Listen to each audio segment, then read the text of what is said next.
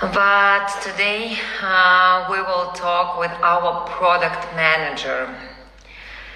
She knows about pigments, everything and even more. So you can ask all the questions that you wanted to know about pigments from the chemist side, and also I will tell you all the secrets from the artist side. So, she is already here.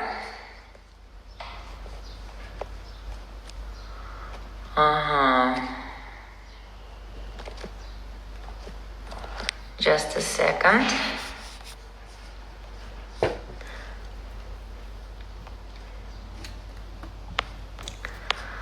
Katarina, my dear, send me request because I cannot add you. I don't know why. It's like blocked. Probably you are not from the phone. You have to be from phone. Yeah, because I cannot send your request.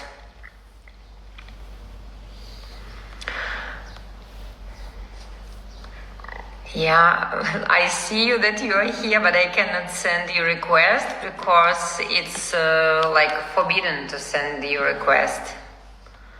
I don't know why. So are you from the phone or with iPad, or I don't know why.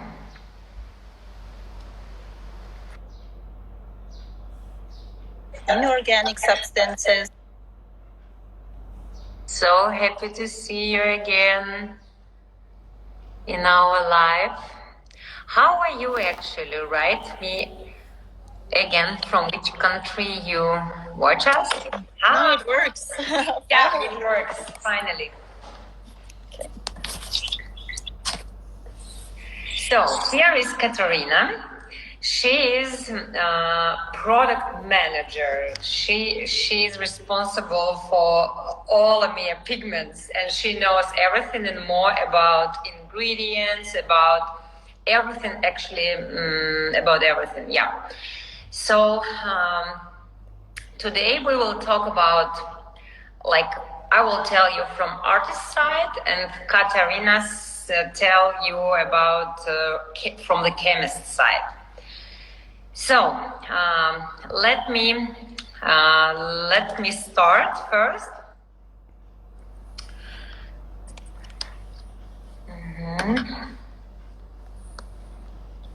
So while we will be talking, please, guys, ask the questions.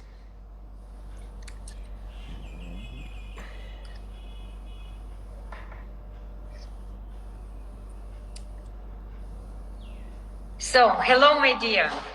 Hi, happy to see you. Very happy to see you. It's good to be here. So, in EMEA, we have two different series. We have organic line pigments and we have evolution line pigments. Yeah. Let's tell to our followers a little bit the difference. Let's talk about inorganic pigments, about organic pigments, and about evolution line. What does it mean, mixed pigments? So, okay, there are two different kinds of pigments. The organic pigments, or the organic substances, like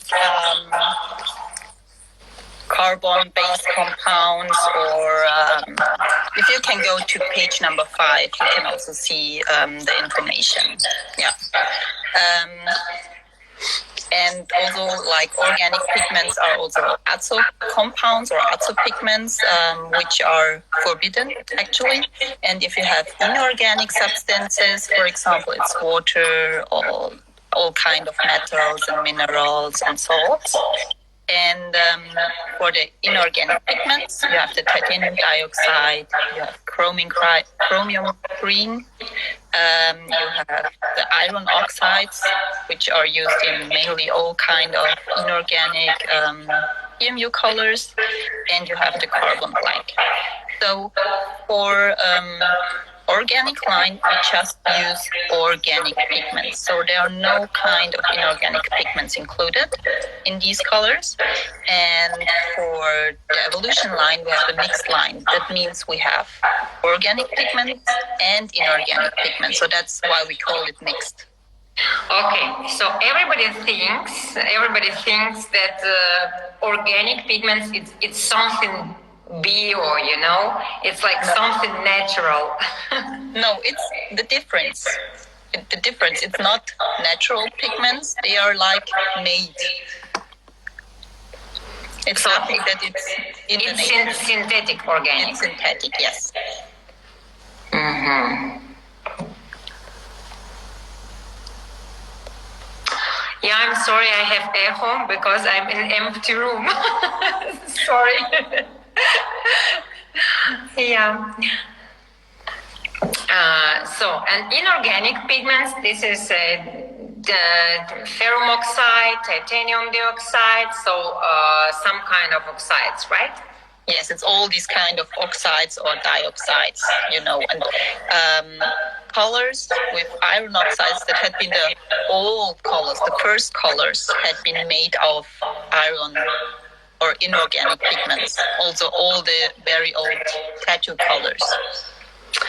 So, and tattoo, what's the difference between tattoo colors and organic pigments?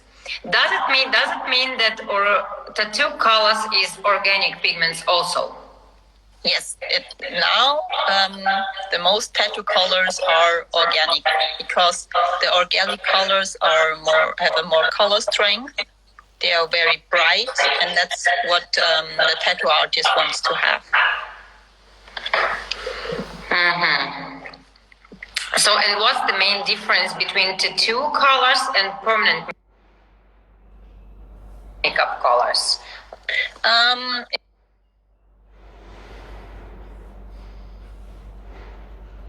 It's mainly the formulation of the color, not the pigment, but what's added into the color as well. They often have different kinds of additives, for example.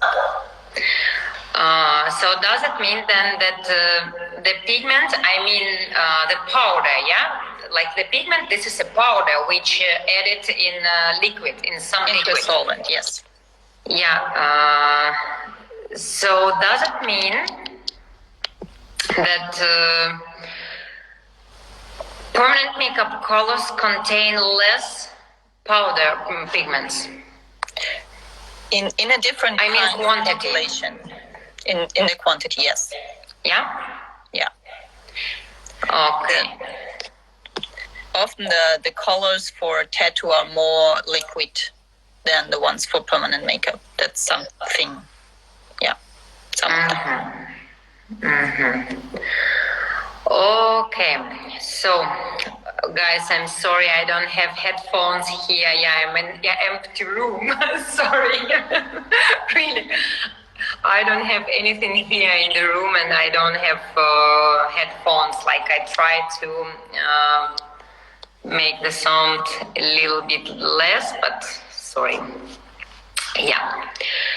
So, and what's the main difference for permanent makeup artists between organic and inorganic? So, like we know that organic pigments are more bright and not so stable, right? Yes. Yeah. And inorganic pigments, they are more nude, I can say, more natural colors, but more permanent. Yeah, they have a more dull and warm shade, the inorganic colors. And the organic colors are much brighter and more intense. And they often have like azulakes included, which are not allowed. But what's very important with organic colors, it's not possible, or they don't have nickel impurities. That's something that is regarding to safety. That's very important. There are a lot of inorganic colors that are listed on the RAPEX list. It's kind of a a list for all the bad products on the world, and a lot of colors are listed there because the amount of nickel included in these colors is too high. So they have too much nickel impurities. Oh, let's talk actually about nickel, because I know that nickel had been forbidden since 2013, right? Yes, in 2013, the RESAP, that's the resolution for, that's a committee for Europe for pigments, for example. And in 2013, they put into their resolution that the nickel limits have to be very low. For example, in Germany, the nickel allowed in PMU colors is 5 ppm. But in other countries, it can be different. For example, in the Netherlands, it's 120. And the reason for the nickel to be banned or to be restricted is that it can cause allergic reactions, especially the nickel reactions, the nickel allergies. And that was also a reason why we started with the organic line, because organic pigments do not contain nickel compared to iron oxide or inorganic pigments. Mm-hmm. Do you know how what kind of allergy can be for the nickel? So it's redness, or how it's appeared? Yeah, it's redness, it's itching, it's swelling. There can be like a stinging sensation. It's like a normal allergic reaction on a substance. Mm-hmm. And there are a lot of people allergic to nickel, and many of them don't know. Mm-hmm. Yeah, but if we talk about oxides, so from the artist side, I can say that different oxides leave the body also in a different way, in different. I can say period. Yeah, yeah. So the first one which leave the body, this is chrome oxide. Then it's yellow ferrum oxide, then black ferrum oxide, and the red ferrum oxide is the most stable and more permanent. And also titanium dioxide, it's really permanent and long lasting. So that's also the reason that pure iron oxide colors turn red after time, because the red is the most stable one of them. Mm-hmm. So, and the pigment usually contain 4 colors. Yeah. So, because like permanent makeup artists, they are thinking about coloristic, but they actually don't think about what kind of pigments contain every pigment, and what kind, like which quantity of each oxide contain every pigment. And here should be the match. And guys, I can tell you that we have a really helpful tool for you, and this is this color fan that you can see on the screen. And here, it's small, but anyway, you can see it's like a formula, that every pigment you can read what kind of color contain every pigment. So, and like which quantity, because every pigment is the mix between red, yellow, black, and white. So you see only 4 colors, and in normal coloristic, that we learn actually in the basic course, we learn that we have first 3 color, and this is yellow, blue, and red. So it's quite different, and when we work with a permanent makeup, we have to understand our general coloristic, and we have to understand the pigmentology from the ingredient side. And this is really important. So, and with this color fan, you can read every pigment, and you can understand what will be with the pigment in time, after some time. So how much it contain red, or how much it contain yellow, or probably turn to to red or probably turn to gray. But nowadays, like before, the pigments was like not stable and it turned to red. But nowadays, the formula is perfect, and I can say, like with evolution line, it's just become lighter, and it doesn't turn to any bad colors, gray or red. So because I look on my clients and I really see perfect results in time. So we have some questions here. So today we have echo, you and me. I don't know why, like I understand why I have, but I don't understand why you have echo. I don't know. Okay. So, what pigment do you recommend for scalp micropigmentation?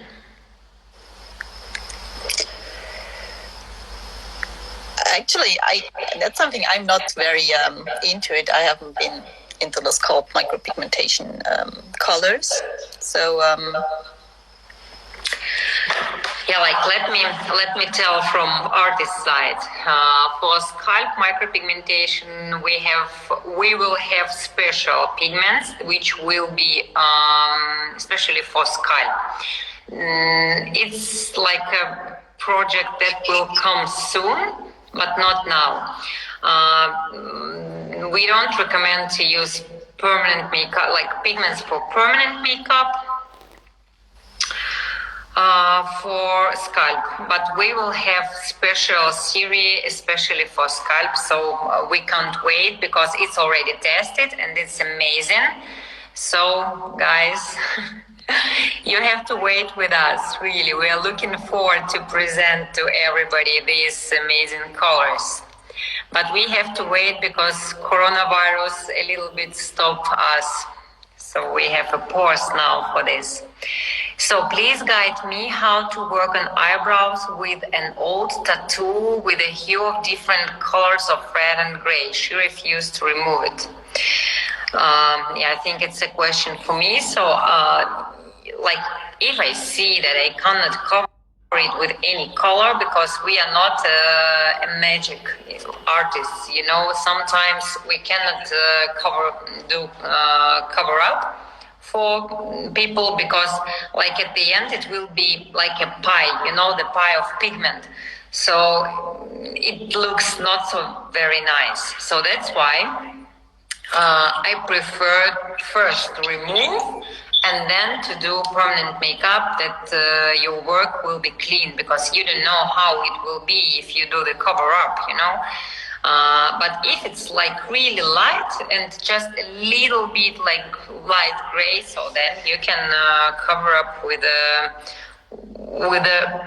I can say warm color, yeah, because when we work in permanent makeup, and all of us, we know this, when we want to neutralize something, like if we need to neutralize warm colors, we neutralize it with cold colors, and if we want to neutralize cold colors, we should use more warm colors.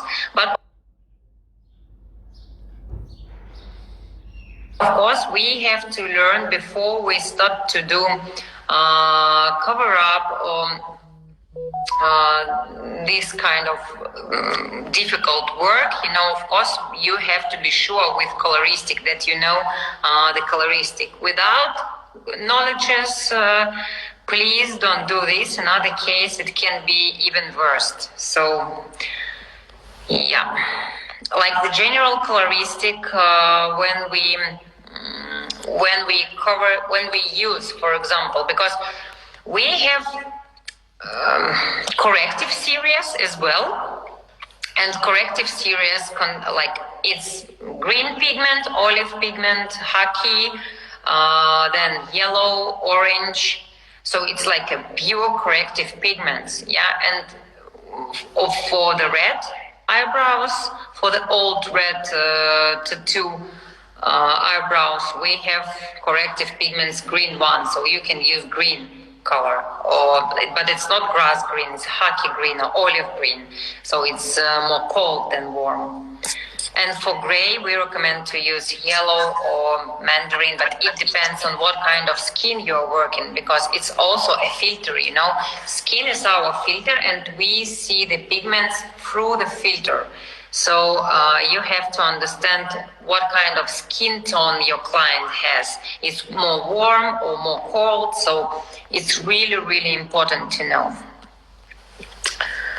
So, can we use Amia colors for blading? Yeah, like for microblading you can use, and especially organic line, perfect for microblading. Really, like eyebrows Syria, I can say perfect for microblading. Even it's more creamy than Evolution line, and it's like amazing for microblading. If the pigment contain more titanium, can they stop the hair stroke blurry? I think it's not the reason of titanium dioxide. No, it's the whole formulation which makes the hair strokes stay crisp. It's not the titanium dioxide, because we also have colors without titanium dioxide, like the very dark brown colors. They don't contain titanium dioxide, and they also stay crisp. Yeah, so no, this is not the reason. So the reason probably some mistakes, like technical mistakes, I mean with the hand position, but no, not titanium dioxide. So I had one question about titanium dioxide as well. Here, just a second. Okay, I cannot find it. So then